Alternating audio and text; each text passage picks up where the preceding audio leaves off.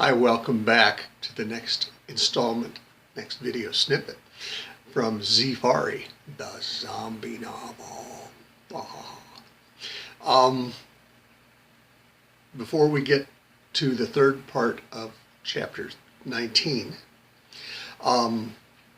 just want to let you know there's going to be a link in just below this post about how to go to Amazon.com, buy yourself a copy of the book, read it, post glowing reviews. Thank you. I know you'll like it. You've liked it so far, I guess. Okay, here we go.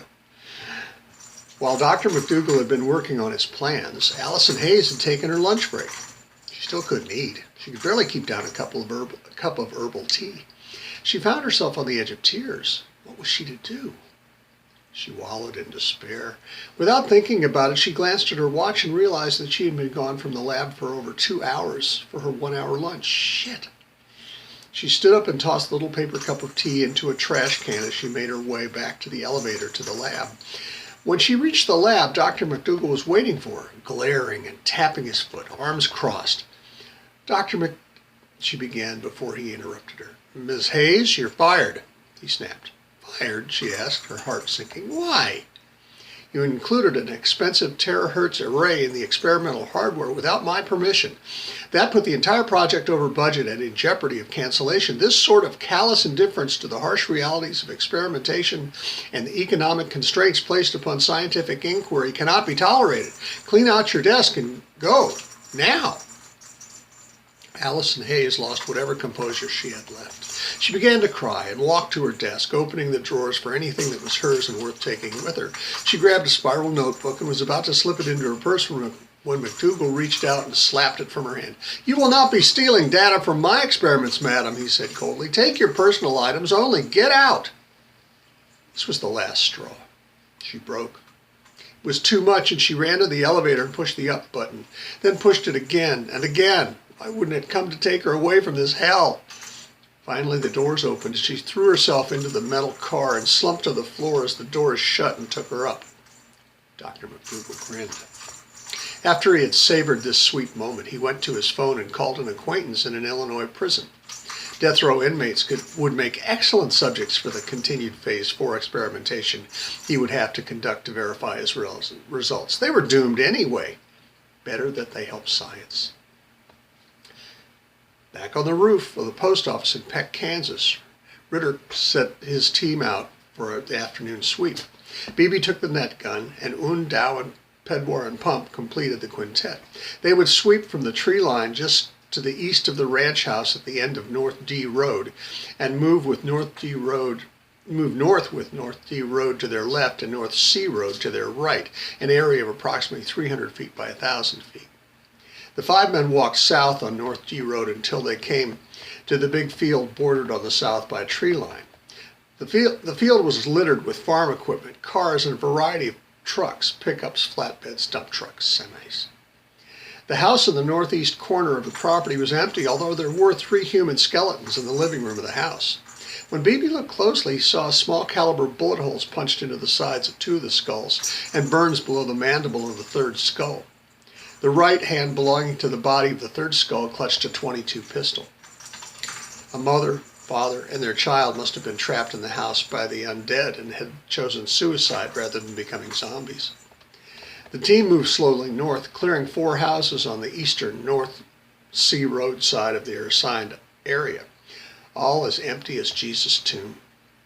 The 5 men moved to the west side of the block, just south of East 148th Avenue North. 3 homes formed a right triangle in the northwest corner of the block. They entered and cleared a neat colonial first, finding nothing. They moved to the house on the corner, a gambrel. Before the team could enter the second house, the back door opened and 2 undies lurched out. A short, skinny former man wearing filthy jeans and no shirt and a gray ponytail, and a tall, obese former woman wearing what was left of a flowered housecoat, a few curlers still stuck in its hair. The undead shambled toward the 5 men. As they got closer, Un and Pump played a quick round of rock, paper, scissors. Pump showed rock, Un scissors, and Dow and Pedwar played. Dow paper, Pedwar scissors. The zombies staggered closer. Pump and Pedwar, 1, 2, 3.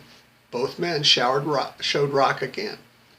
1, 2, 3. Un and Dow stepped back a couple of paces to be out of the path of the zombies, and both men showed paper. BeBe moved behind all of the others. Again, 1, 2, 3. The zombies were less than 10 feet away. Pump showed rock. Pedwar showed paper, pulled his sig, and shot both zombies.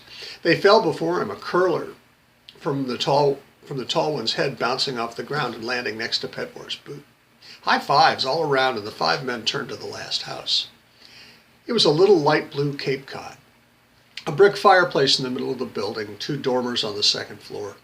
As the men approached, the front door opened and 5 former females tottered down the steps to the brick walk that ran from the front porch to the driveway. The zombie girls looked like thin matryoshka nesting dolls. Each wore a long dark blue skirt and a white blouse, each zombie girl with a different colored embroidered flower across its breast.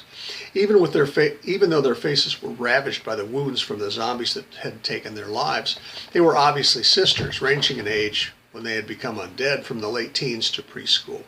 They ranged in height from 5.5 feet to a little more than 3 feet tall. Their complexions were splotchy zombie gray that clashed eerily with the hair that had been chestnut brown when they had been alive. Now it was just a dirty color, not exactly a color at all.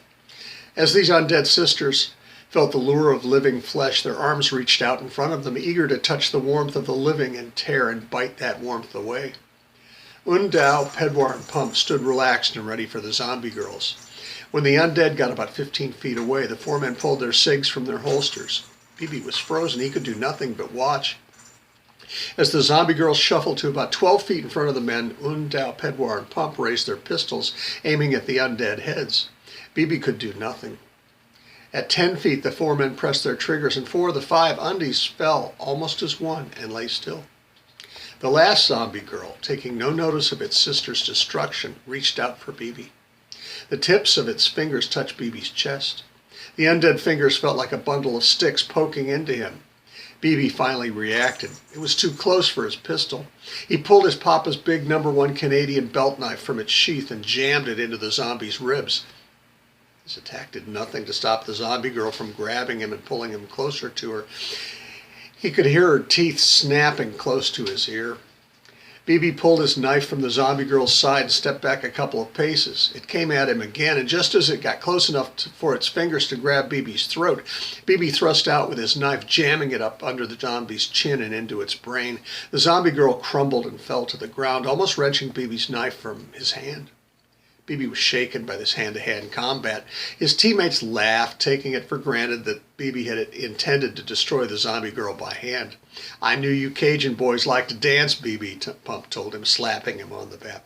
"But these girls won't just give you a kiss at the end of the night. Get some of that up-close and personal zombie lovin'." Laughed. And by the time the afternoon sweep team got back up the stairs to the roof of the post office, BeBe had a new nickname, Loverboy.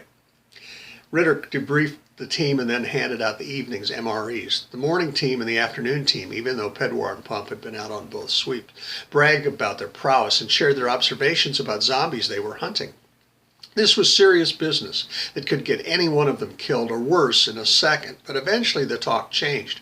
BeBe knew that it would, and it was dreading when it would. "So, Loverboy," Tree asked, "did your zombie girl let you cop a feel before you put that steel into her brain?"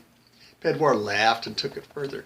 "Tree, that Cajun coxman didn't want to put his steel into her brain, you know. He had another place in mind." "Yeah," Wynn said. "They say that when you've had undead pussy, there ain't no going back." "I heard that the worst part," Dow put his 2 cents worth in, "is getting the undies off the undies." Tree laughed so hard that he almost fell over. "Yeah, what's that? Smells like dead fish." BeBe knew that he had to sit there and take their kidding. It showed that they had accepted him and Ike as members of their team. BeBe said a little prayer of thanks when Ritter came over and assigned sentry duty for the first part of the night. Un and Dow drew the first watch. Tree and Schweck got the second. After that, it was easy for BeBe to fall asleep.